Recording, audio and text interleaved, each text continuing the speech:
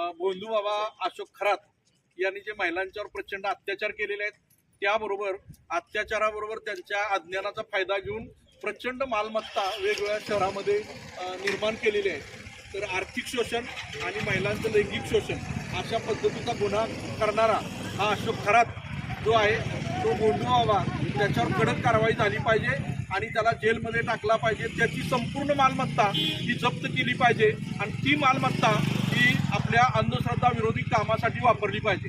त्याबरोबर या भोंदूबाबा अशोक खरात याला पाठीशी घालणारे 39 आमदार आहेत. ते आमदार समाजात अशा पद्धतीने अत्याचार होतो, या अत्याचाराला पाठीशी घालण्याचं काम करतायत आणि म्हणून या 39 आमदारांचे राजीनामे घेतले पाहिजेत.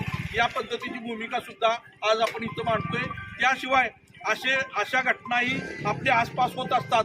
तशा वेळेला पोलीस स्टेशनमध्ये स्वतंत्र अंधश्रद्धा विरोधी कक्ष पाहिजे आणि तिथं आपलं म्हणणं समजून घेण्यासाठी तो कक्षाची स्थापना झाली पाहिजे, अशी मागणी या निमित्तानं आज आपण करतोय. आज महाराष्ट्रभर आपल्या संघटनेच्या वतीनं आणि पक्षाच्या वतीनं आज महाराष्ट्रभर हे आंदोलन होतंय. या आंदोलनातून भोळ्या बाबड्या ज्या महिला आहेत त्यांना फसवण्याचे, त्यांच्यावर अत्याचार करण्याचे किंवा त्यांची आर्थिक लूट करण्याचे जे धंदे चाललेले आहेत ते थांबले पाहिजेत.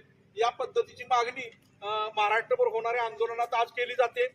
त्याचाच भाग म्हणून आज सातारा जिल्ह्यातील कोरेगाव तालुक्याच्या तहसीलवर आज आपण निदर्शन करून ही मागणी करतोय की त्याच्यावर कडक कारवाई करा. त्याला पाठीशी घालणार आहे त्यांच्यावर सुद्धा कारवाई झाली पाहिजे.